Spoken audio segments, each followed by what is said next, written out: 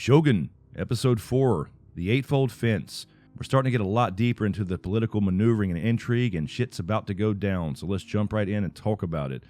So the episode title, The Eightfold Fence, is actually a reference to one of Japan's oldest poems, and it's written in the imperial anthology called the Kojiki, and it celebrated this eightfold fence that basically separated Japan from the rest of the world, and Japan was referred to as a land where gods dwell. And actually, Mariko talks about this a little bit later in the episode. She talks about it a little bit differently. She talks about it to Blackthorn as they're sitting there at night, being an impenetrable fortress or wall, so to speak, to kind of keep your guard up. But I'm really liking these titles. They always have cool meanings and sometimes double meanings like we talked about before. And that's what the Eightfold Fence actually refers to in Japanese history. So we open up here, and winter is starting to settle in, and we're back in Ajiro, which is the original village. This is Omi's village, where the ship crashed in the first place. This is the village in Yabashige's land, or his fief, so to speak. He's on the way back there with Blackthorn and Toranaga, as we see the villagers start to clean up in preparation for their lord's arrival. Then we get our wonderful intro, and again, this intro is gorgeous. I love this intro, as I mentioned in the last couple of videos, and this is another intro. I do not skip this. Just like Game of Thrones, I do not skip this intro. It's that damn good, and the score is outstanding as well. So once the intro is complete, we get Mariko talking to Fuji, and she tells Fuji she needs to be Blackthorn's consort, essentially, and she's not very fucking thrilled about it. And of course, she just lost her husband and her son, so she wanted to commit seppuku. But again, we saw that before previously, where she's given another purpose, and this very much echoes Mariko's own story, so she understands where she's coming from. But she does accept this position, and it ends up being a really touching scene later on that we'll get to. But Toranaga gets off and greets them, and then basically pumps them up, getting ready for war, and they all celebrate their lord. And we see Blackthorn wants to go to his ship, but Mariko also tells him he is not allowed to do so. And of course, he's just been made Hatamoto in the last episode, this, high-level samurai vassal to Toranaga himself. But now he says he feels like he's back in prison, only with better quarters, as he tries to refuse the house and everything that goes with it. Then we jump to a scene where we're still kind of unclear where Yabashige his loyalties lie, but he's trying to place himself in the best position. I don't really blame him. He's talking to Omi here, again, his nephew, about betraying Ishido and how he thinks he betrayed him, but he really didn't plan to. But he does know that at any time war can break out and they can still vote Toranaga to die, essentially. And he wants to put himself in the best position to stay alive. But I think he has also clearly shown he's willing to accept death either way. So I do like this dude. He's really growing on me after the last couple episodes. And I do think, as I said before, he is at this point loyal to Toranaga, but he's also kind of making a plan B, and that's what him and Omi discussed. Basically right now this regiment is his, all these guns, these cannons. Although Toranaga technically owns all this and he serves him, he could put himself in a better position, because if Ishido and the rest of the council and all their people attack and go to war and they attack Toranaga, he could offer his services to that side, the winning side, and have a better chance of survival. So you can't blame him, but it's still questionable where his loyalties actually lie. Then we have Mariko and Blackthorn talking again. They talk quite a few times during this episode as they get closer and closer, as we see later. And they talk about Fuji and her past, and they talk about her new purpose as a consort. And again, this very much mirrors Mariko's own story, which we'll get to a little bit later. And we'll get the full story, I'm sure, in the next couple episodes. But what was very cool about this scene is she actually had his guns brought to him from his ship, apparently, which he wanted to get to in the first place when she didn't let him go to the ship. And we're getting more and more of these scenes with these two together, where these little favors are becoming more and more personal. As we see later in this episode, it gets real damn personal. And then we jump over to Omi wanting to take Blackthorn's gun from him the next day at his own house, but instead he is talked into giving them to Fuji, and she will protect them at all costs, including her own life. And so Fuji does take them, and Fuji pulls the damn guns on Omi, and he simply bows and goes away. So while this was a good scene, and a funny scene for that matter, what it's doing is showing how Blackthorn's learning this culture, and how he's really learning to appreciate this culture and all the people that surround him. So then we get to the scene where Blackthorn is supposed to train this regiment with his cannons and all that good stuff, but he has no idea what he's talking about as far as land battles,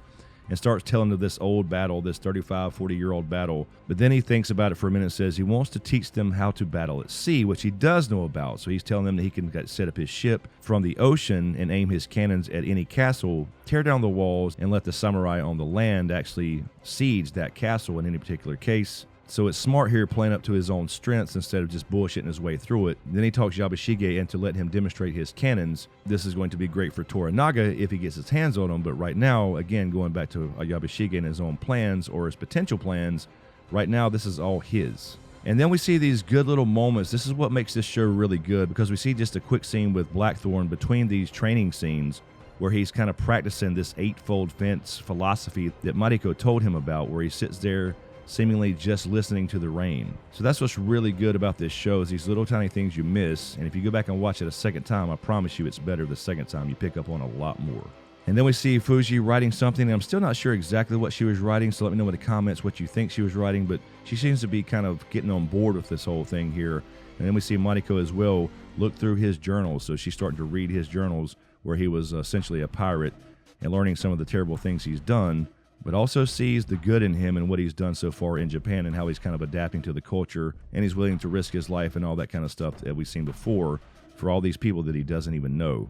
But then he tells Mariko that he could build Toranaga a navy, which I think will certainly come into play later, but then they experience a baby earthquake, as they call it. He has never experienced an earthquake, but Mariko goes on this little speech about, death is in our air here. And it was a really good scene, because it really is. I mean, it's like this whole thing is just, there's so much tension in the show, because you could die at any time, and you're thinking it's going to be from a sword or an arrow or war breaking out, or if you just, misspeak or you're impolite to the wrong person, whatever it may be. But then, of course, an earthquake or tsunami could swallow you up at any time. And then we see Kiku. Now, she's going to come into play a lot later, I think. Obviously, she's already starting to get into the ear of Omi here. We see them get it on. She is the concubine, of course, the most skilled in Japan, apparently. And she tries to talk him into, or at least plant the seed for him becoming lord, as opposed to his uncle Yabushige. So even though Yabushige and him have conversations about Toranaga and Ishido, so she's starting to plant these seeds, at least, for Omi to start thinking, what if I had all this power instead of my uncle having it? So it makes me wonder who she's actually working for. Is she working for Ishido,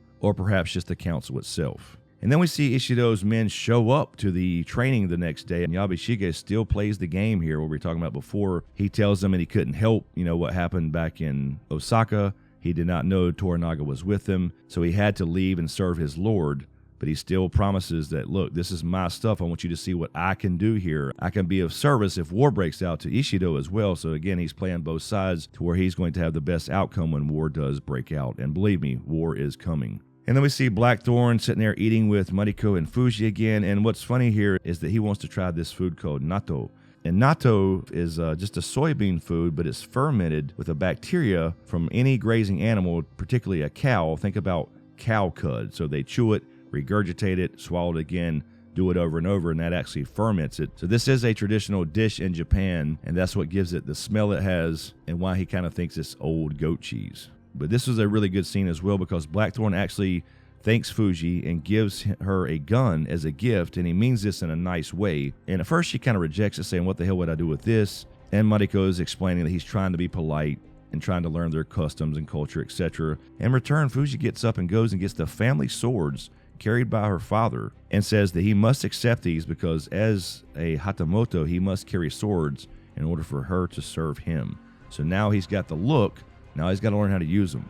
Then we see a scene here that kind of sets up the ending here. Now I wonder what was going to happen out of this. We see Nagakato, which is Toranaga's son, talking to Omi. So these are the two kind of head honchos here, because of course his son is supposed to learn along with the regiment as well to report back to his father. But he ends up telling Omi not to send word to his father, Toranaga, about Ishido's men showing up. And so it makes you think, what has he got up his sleeve? What kind of move is he making here? Is he trying to make some power move? Because he doesn't believe his father trusts him, as we saw in the last episode. And then another Blackthorn and Mariko scene as she walks out to take a bath, and at night she follows him out there. We have a quick flashback of her father. She mentions her family name, so I won't necessarily spoil it here. I'll leave that for the next episode or whatever we're going to get this full information about her family name, which is a big name in Japan, and what happened to her father and why she seems to be dishonored and looking for new purpose, just like Fuji. But they talk about his home city of London. They kind of imagine what a date would be like there. She does with him. And then when they get back to the house, she, of course, goes to him in his room when he has fallen asleep after Fuji leaves. And they, let's just say, get it on.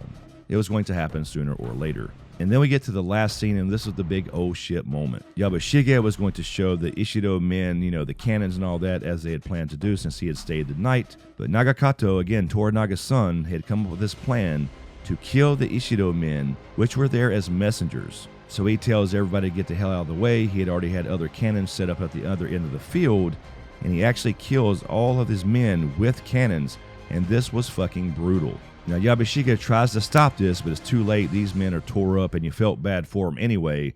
Go ahead and put them out of their misery, and that's exactly what he does. So he essentially starts war without his father's permission. Anyway, guys, let me know what you think of Shogun Episode 4, The Eightfold Fence. Really, really good episode. The layers are getting deep, and the shit's about to go down. Let me know what you think in the comments below. As usual, thank you for all the support, especially you guys on Patreon and channel members as well. You guys keep this channel going. And of course, to everyone, thanks for watching, and we'll see you next time.